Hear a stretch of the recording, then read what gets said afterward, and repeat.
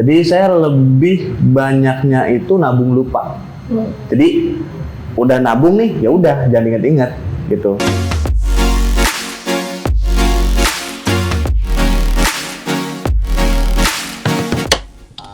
Hai guys, balik lagi di podcast Opini On. Nah, kali ini menarik banget nih. Narasumber kita adalah seorang pekerja full time dan juga bapak rumah tangga. Jadi, kita hari ini bakal bahas tentang menabung atau investasi. Nah, kita bakal cari tahu nih, narasumber kita sukanya menabung atau investasi. Silakan perkenalan dulu. Ya, baik. Terima kasih Mbak Manda. Oke, nama saya Muhammad Rahmat. Pekerjaan saya ini saya sebagai pegawai swasta. Untuk posisinya sebagai IT sama developer web. Saya sudah berkeluarga dan punya anak satu. Nah, Mas Mamat, boleh nggak sih sedikit cerita tentang kondisi keuangannya saat ini? Apa udah statusnya financial freedom, udah bebas gitu ekonominya karena mungkin punya investasi atau tabungan yang banyak atau gimana? Oke, kalau keuangan saat ini sih kalau misalkan dibilang stabil ada. Ya kalau misalkan dibilang stabil enggak juga. Kalau misalkan dibilang enggak ya lumayan stabil gitu. Karena kan kemarin kan baru pandemi ya 2 tahun kemarin dan saya juga baru dapat pekerjaan kan 1 tahun kemarin gitu kan. Jadi pandemi itu ya harus survive gitu. Gitu. Nah, kalau sekarang kondisinya istri bekerja juga atau enggak? Kebetulan istri saya di rumah nggak bekerja dan saya jadi tulang punggung keluarga. Berarti dalam keluarganya Mas Mamat, dipanggilnya Mas Mamat betul? Iya. Tadi kan memperkenalkan dirinya siapa? Muhammad Rahmat, ya. Biasa dipanggilnya Mas Mamat, Ya. gitu kan? Kita Oke. panggil Mas Mamat aja ya. Oke. Nah, Mas Mamat ini ternyata cuma satu-satunya yang mencari untuk memenuhi kebutuhan sehari-hari gitu kan. Istrinya tidak bekerja. Anaknya sekarang udah berapa?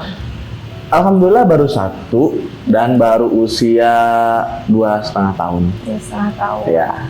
Nah, Mas Mamat, ini kan berarti kita tuh udah ngelewatin fase pandemi ya. Ya. Mas Mamat boleh nggak sih ceritain gimana tuh ceritanya ketika pandemi bisa survive sampai sekarang? Oke. Jadi pas pandemi itu kan kebetulan dari perusahaan kan emang mengurangi karyawan ya karena kan situasi ekonomi juga sulit. Jadi jarang perusahaan yang bisa menerima, malah perusahaan pengennya mengeluarin dan 1 orang itu harus bisa multi talenta, bisa ini, bisa itu. Sedangkan dapur kan harus tetap ngembul ya, harus ada uang belanja tiap harinya. Kemudian kalau misalnya anak saya kan kebetulan masih kecil, yang susu, jajan segala macam itu kan harus ada. Jadi saya coba untuk sambil yang ngelamar tetap, tapi saya kalau misalkan kita nunggu melamar aja dan belum ada ya mungkin harus cari yang lain nih, ide yang lain apa nih. Nah kebetulan kemarin itu saya 1 tahun itu menjadi ojek online dan ojek online-nya cuman nggak narik penumpang karena kan emang di sana kan masih rawan untuk ngajak ojek online gitu sama ojek pengkolan. Oh, iya. Ya, jadi saya cuma untuk makanan sama minuman aja begitu. Gitu. Jadi pas pandemi itu statusnya gimana tuh? Saya dengar tuh katanya sempat di PHK juga tuh. Iya. Iya, nah setelah PHK tadi kata Mas Muhammad dia itu akhirnya beralih ke ojek online. Iya. Itu ojek online berapa lama? Kayaknya kurang lebih setahun ada kayaknya. Setahun ada ya. Itu selama jadi ojek online kebutuhan sehari-hari ketutup? Kalau misalkan Sama dari kalau misalkan ketutup enggak juga ya, karena kan dari penghasilan ojek online kan belum termasuk nanti bensin kan apa gitu kan. Saya kan lumayan jauh ya, tinggalnya kan agak di Sumedang. Kalau misalkan nyari penumpang ya, cari orderan di Sumedang tuh emang agak susah karena emang di sana tuh banyaknya sendiri-sendiri gitu. Jadi kalau misalkan mau masih kurang lah kayak dibanding kota kan. Kalau kota kan banyak orangnya mager nih. Jadi mager malas, udahlah pesen online aja lah gitu. Jadi untuk di Sumedang agak kurang, jadi saya pindah ke Bandung untuk nyari orderan gitu. Alhamdulillahnya setelah bekerja dan kemudian juga ada temen juga yang mau ngajakin untuk kerjasama pembuatan web karena kan saya di bidangnya kan di IT ya, IT developer. Jadi ada teman juga ngajakin untuk pembuatan, ada project kayak gitu, pembuatan website, kemudian buat aplikasi, ya udah dari situ juga penghasilannya. Gitu. Ya. Jadi Mas Mamat, kita mau tahu juga nih gimana sih Mas Mamat tuh tipsnya ngatur keuangan di kondisi Mas Mamat ini cuma satu-satunya orang yang bekerja dalam keluarga untuk memenuhi kebutuhan sehari-hari, itu gimana sih? Oke. Kalau misalkan untuk mengatur keuangan sendiri sih, saya biasanya menyisihkan ya dari kalau misalkan gaji 3 juta misalnya ya. Nah, minimal harus ada yang disisihkan dulu gitu.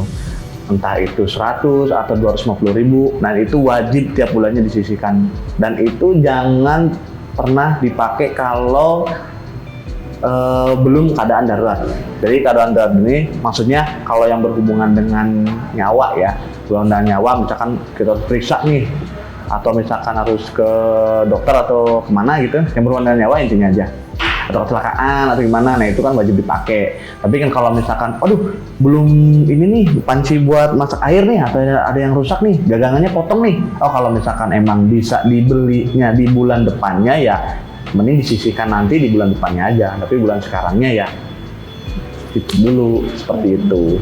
Nah Mas Mamat nih tipe ngatur keuangannya masih manual, pakai kertas ditulis atau gimana sih? Kan balik lagi kan Mas Mamat kan kerjanya di bidang industri IT ya? Ya. Nah sekarang kan udah banyak tuh software buat ngatur keuangan gitu. Mas Mamat kalau ngatur keuangan gimana? Kalau saya biasanya ngatur keuangan tuh nggak pernah pakai ini ya, nggak pernah pakai software ataupun dicatat-catat. Jadi saya lebih banyaknya itu nabung lupa. Jadi udah nabung nih, ya udah jangan inget-inget gitu. Nanti tapi ada durasinya ya, misalkan tiap berapa bulan sekali cek, berapa bulan sekali cek. Jadi nggak tiap hari cek lagi, nggak gitu. Jadi intinya kita isiin per bulannya sekian itu, ya udah jangan diganggu gugat lagi intinya gitu. Berarti Mas Mamat ini tipe yang cukup berkomitmen untuk menabung ya. Nah sebenarnya apa sih yang bikin Mas Mamat berkomitmen untuk menabung? Berarti kan Mas Mamat punya financial goals tuh, punya apa yang pengen dicapai untuk dari tabungan itu tuh untuk apa gitu. Itu sebenarnya buat jangka pendek atau jangka panjang tabungannya? Kalau misalkan yang sekarang sih mungkin lebih ke jangka pendek ya, karena kan kebutuhan juga kan maksudnya kalau dari ekonomi, kalau misalkan lebihnya tuh masih sedikit gitu, tapi ya ada lebihnya tapi sedikit, jadi pas untuk sehari-hari sama keperluan-keperluan yang lain lah, intinya seperti itu. Kayak kemarin nih contohnya nih, pas istri mau lahiran tuh kan otomatis kan harus nyiapin dana kan, nyiapin dana, dan istri juga itu kan lahirannya kan kebetulan kemarin tuh sesar juga kan, lumayan juga tuh sesar biayanya kan. Karena sebelumnya dapat info juga dari dokternya bahwa istri saya tuh mau lahiran normal tapi nggak bisa karena anaknya tuh belum disebutnya ya. Bukan, kalau dibilang sungsang bukan sungsang. Jadi anaknya udah pas di jalur lahir tapi tapi belum pas banget, kurang sedikit. Tidak memungkinkan lah. Iya, tidak mungkin. Jadi dan istri juga udah stres juga kan, karena kan kemarin sempet diobservasi itu udah 3 malam kalau nggak salah, 3 malam diobservasi, di ruang observasi. Dan kebetulan itu anak anak yang diharapkan, ditunggu-tunggu, betul, karena kan saya udah nikah tahun 2015 dan baru dikasih kepercayaan itu di tahun 2020. Berarti berapa tuh? 2019 sih. Mau pertama lah hamil itu 2019. 4 tahun kosong. Oh udah ikhtiar 4 tahun baru didatangkan, jadi benar-benar kita pengen yang terbaik gitu. Betul ya. Betul sekali. Jadi jangan sampai ada masalah dengan ibunya, dengan anaknya. Betul. Gitu. Jadi financial goals yang awal tuh buat melahirkan anak gitu ya. Habis itu uangnya langsung habis aja gitu, apa gimana? Ya kalau dibilang habis ya. Habis ya. Karena lumayan juga kan biaya untuk sesar kan. Udah gitu kan kebetulan kemarin sempat mau dipakai BPJS karena kan awalnya tuh saya tuh umum terus ke situ. Jadi ketika udah masuk ke ruangan nggak bisa langsung ganti BPJS, dia tetap umum gitu. Jadi kalau misalkan mau pakai BPJS harusnya dari awal tuh BPJS, jangan pakai umum. Karena kebetulan saya umum, ya mau nggak mau gitu. Harus sesar ya, yang penting mah anak selamat, istri sehat juga, selamat juga, uang gampang dicari. Betul. Jadi Iya. Mas Mamat nih benar-benar berjuang ketika ada wabah pandemi, ditambah istrinya melahirkan ketika pandemi, dia juga di PHK ketika pandemi, tapi dia tetap semangat untuk membahagiakan keluarga gitu dengan cara menabung. Nah tadi sistemnya Mas Mamat ini menabung lupa. Jadi bisa diadaptasi juga nih sama kalian masing-masing. Kalau nabung itu jangan diinget-inget kita punya uang itu gitu, lupain aja itu uang buat nanti gitu. Ya, betul. Jadi kayak kalau kita kan nabung masih inget-inget gitu ya. Oh ada nih uang tadi. Udah Kadang-kadang masuk ke sana, gatel ya, kadang-kadang gatel gitu kan. Itu buat apa ya? Masih ada ya, masih ada. Masih ada sih. Ya udahlah pakai dulu aja gitu. Iya. Tau habis gitu. Habis, udah nggak jadi nabungnya, nggak jadi financial goalsnya.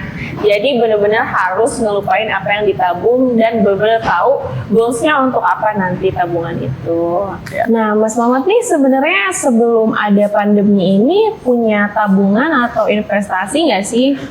Kalau investasi sih saya enggak ya, karena kan investasi itu jangkanya panjang dan itu juga saya belum berani juga kan. Udah gitu kan saya masih kurang nih pemahaman masalah investasi. Jadi saya lebih ke tabungan ada. Kalau tabungan ada ya, karena kan kebetulan sebelum pandemi kan istri kan sedang hamil juga dan udah Emang sudah menyiapkan gitu iya, untuk sudah kelahiran menyiapkan, anaknya? iya betul, menyiapkan untuk kelahiran anak gitu kan. Kalau misalkan investasi, saya belum berani karena saya belum tahu juga sih kayak gitu. Mungkin takut kali ya kalau investasi itu kan banyak resikonya, terus juga jangka panjang nggak bisa langsung diambil. Sementara pendapatan Mas Mamat itu belum yang terlalu banyak lebihnya mungkin ya, Betul karena kebutuhannya sekali. juga lagi banyak gitu kali ya.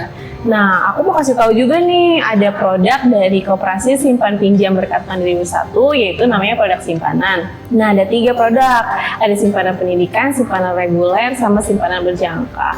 Nah, buat Mas Mamat nih yang takut investasi karena banyak resiko dan masih memilih untuk menabung, pas banget produk ini. Soalnya, kalau misalkan Mas Mamat menyimpan di Koperasi Berkat Mandiri Bersatu produk simpanan, Mas Mamat itu setiap bulannya dapat 0,5% per bulan.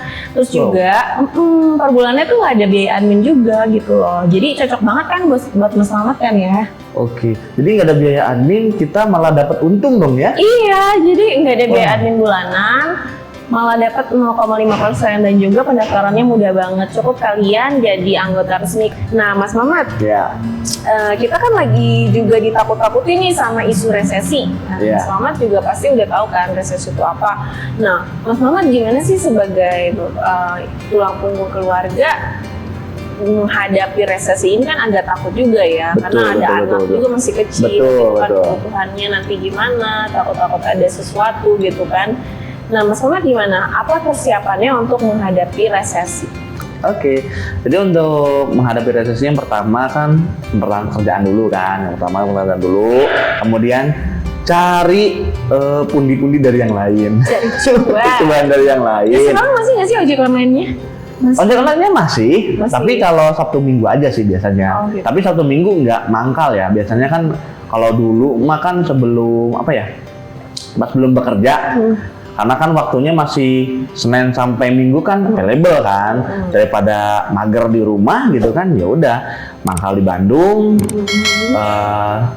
Kalau sekarang kan udah ada pekerjaan juga, jadi mungkin ojek online-nya hanya sampingan di Jadi Sabtu Minggu. prioritasnya lain lah. Lain, sama banyakin referensi. Karena dari referensi itu cuan ada. Networking ya. Banyakin teman, banyakin channel. Kalau orang-orang tahu kita siapa, kita bisa apa, Betul mungkin aja sekali. ada probabilitas kita bisa diajak ngerjain project apa gitu kan, kayak gitu Iya. kan. Betul sekali. Jadi gitu guys. Nah, buat kalian yang masih takut investasi, terus nggak tahu mau nabung gimana, Koperasi Berkat Mandiri Bersatu punya program namanya program simpanan. Kalian bisa nabung di simpanan pendidikan, misalkan buat pendidikan anak, juga simpanan reguler, juga simpanan berjangka. Kalian bisa ikut programnya. Ketika kalian ikut programnya, kalian bisa dapat banyak banget manfaat. Yang pertama, kalau kalian ikut program simpanan, kalian bakal dapat 0,5% per bulan balas jasa. Terus juga yang kedua, setiap bulannya tuh nggak ada biaya admin. Nah, terus juga banyak masih manfaat lainnya sebagai anggota Koperasi Berkat Mandiri Bersatu. Jadi tunggu apa lagi, kalian wajib banget daftar sekarang kalau masih nggak tahu mau nabung di mana. Nah, sekian podcast kali ini. Semoga banyak yang bisa kalian adaptasi dari cerita Mas Slamet ini. See you, bye-bye. Bye-bye.